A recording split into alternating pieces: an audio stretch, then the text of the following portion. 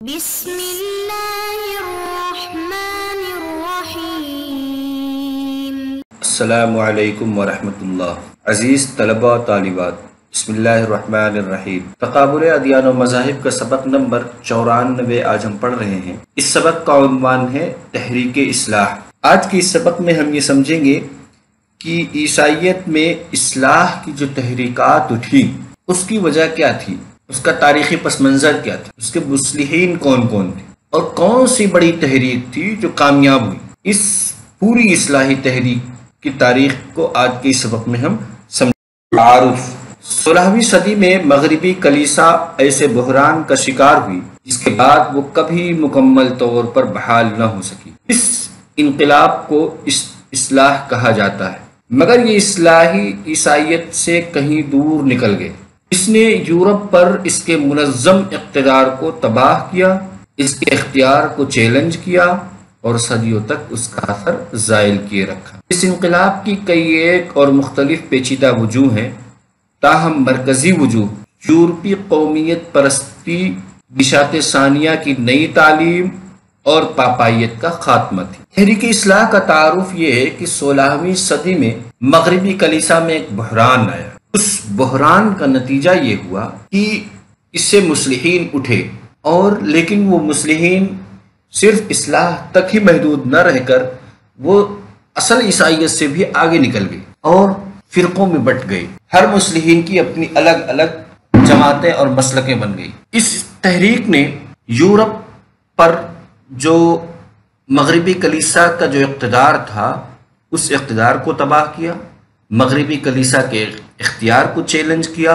اور جو اس کا اثر اور رسوخ تھا ان تمام کو زائل کیا۔ یعنی صدیوں سے جو اس نے قائم کر رکھا تھا، 15 صدی سے تقریباً، ان سب کو جو ہے اس تحریک نے ختم کر دیا۔ اس کی وجوہ کیا ہے؟ تحریک اصلاح کی 3 وجوہ ہیں۔ سب سے پہلا کہ یورپی قومیت پرستی، اور دوسری نشاط ثانیہ کی نئی تعلیم، اور تیسری وجہ پاپائیت کا خاتمہ۔ یعنی اس کے پس منظر میں 3 چیزیں: یورپ میں قومیت پرستی بڑھی جس کی وجہ سے ان لوگوں نے رومن یا کیتھولک کلیسا کو تسلیم کرنے سے انکار کر دیا، اور دوسری وجہ کہ نئی تعلیم ابھر رہی تھی، اس وقت نشاط ثانیہ کا دور تھا، اور یعنی جو نئی تعلیم تھی وہ پرانی تعلیم کو ایکسیپٹ کرنے کے لیے تیار نہیں تھی، اور تیسری وجہ پاپائیت کا خاتمہ تھا کہ پاپائی نظام کو پس منظر۔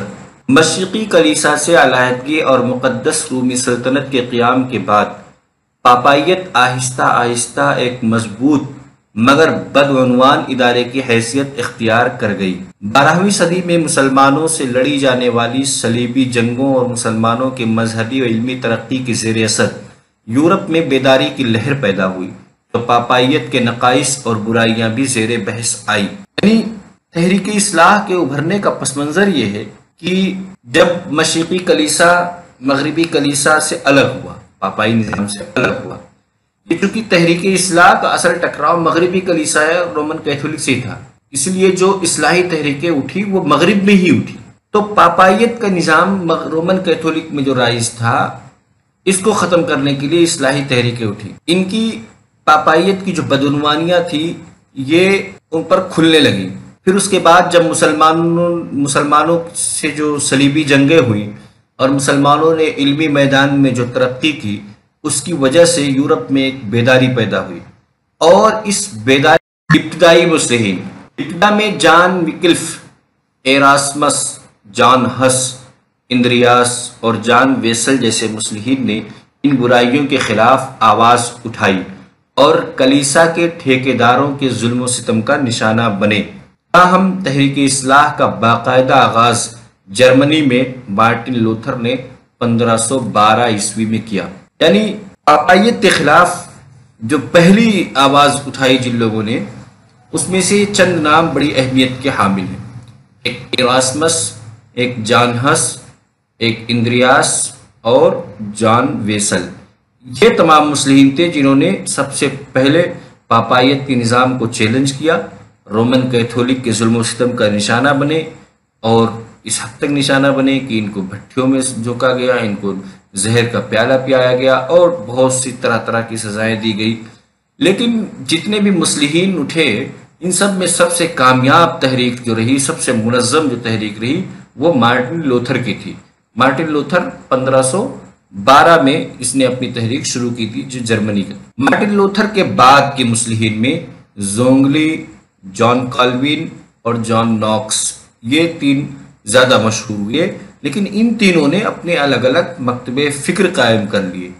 مارٹن لوتھر سے ہی لوگوں نے استفادہ کیا تھا اور وہیں سے تحریک حاصل ہوئی تھی کہ اصلاح کا کام کیا جائے، لیکن سب نے ایک الگ جو ہے اپنے مسلک۔ مارٹن لوتھر جرمنی کے گاؤں آئل بین میں 1482 عیسوی میں پیدا ہوا۔ اس کے والدین نہایت غریب تھے، لیکن اس کے والدین نے اس کی تعلیم و تربیت کی طرف بڑی توجہ کی۔ چند سال میں لوتھر نے مذہبی تعلیم مکمل کر لی اور اسے پادری بنا دیا گیا۔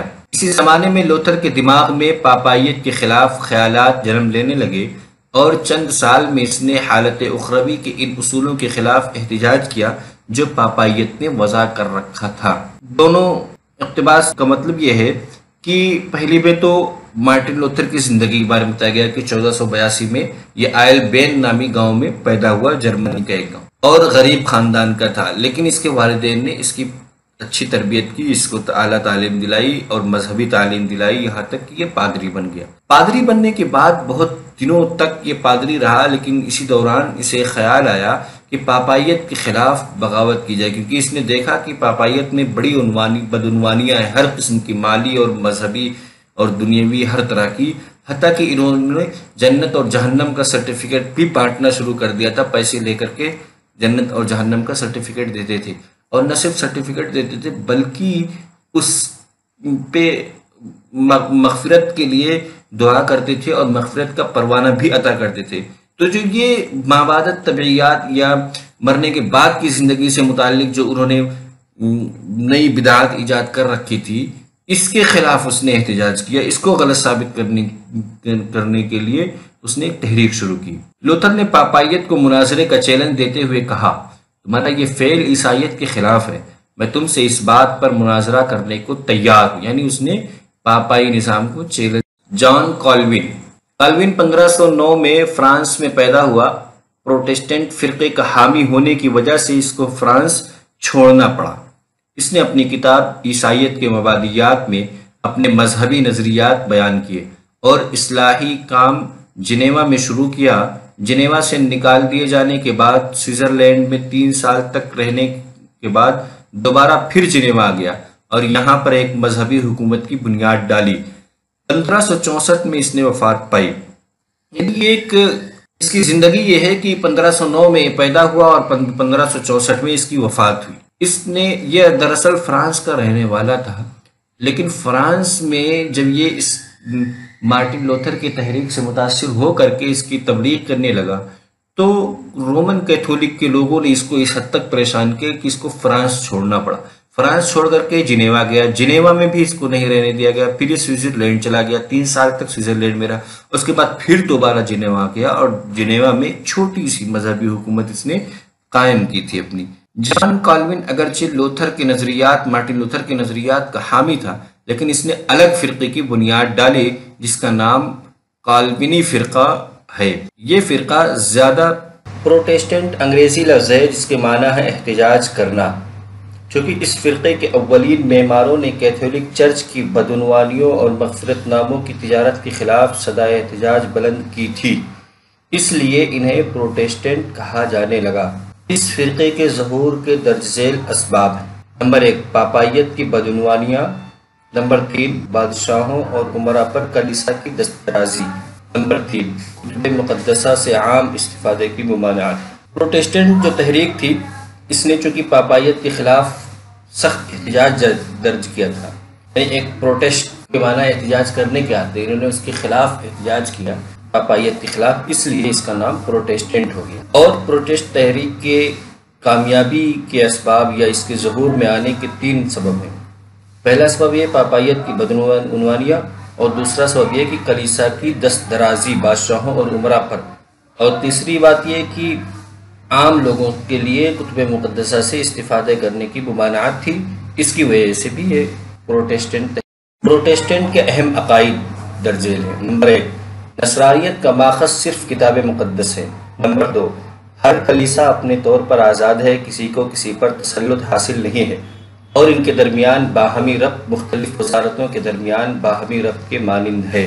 نمبر 3، ہر نصرانیت کو کتاب مقدس پڑھنے اور اس کے معنی کو سمجھنے کا حق حاصل ہے۔ نمبر 4، کلیسا کو کسی کے گناہوں کو معاف کرنے کا حق حاصل نہیں ہے۔ نمبر 5، عشائے ربانی کی رسم محض حضرت مسیح کی قربانی کی یادگار ہے، روٹی کا بدن اور شراب کا خون بن جانا اسے تسلیم نہیں ہے۔ نمبر 6، حضرت مریم علیہ السلام سے متعلق تمام رسمیں اور عیدیں بدعت ہیں۔ نمبر 7، کلیسا میں مجسموں اور تصویروں کو رکھنا حرام ہے۔ یہ پروٹسٹنٹ کے اہم عقائد ہیں۔ نمبر 8، آٹھویں عقائد کونسلوں کے بعض فیصلے مبنی برحق نہیں ہیں۔ یہ کل 8 عقائد ہیں جو اس کا پروٹسٹنٹ عقیدہ رکھتے ہیں، اور خاص طور سے یہ سب عقائد کلیسا کے مختلف۔ خلاصہ یہ کہ سبق میں ہم نے سب سے پہلے تعارف پڑھا کہ اصلاحی تحریک کی تعارف، پھر اس کا پس منظر پڑھا کہ تحریک کا پس منظر کیا ہے، پھر یہ پڑھا کہ ابتدائی مصلحین کون کون تھے، مارٹن لوتھر جو سب سے بڑا مصلح تھا اس کے بارے میں پڑھا، پھر جان کالوین مارٹن لوتھر کے بعد کا اس نے ایک نیا فرقہ بنایا، پھر پروٹسٹنٹ فرقہ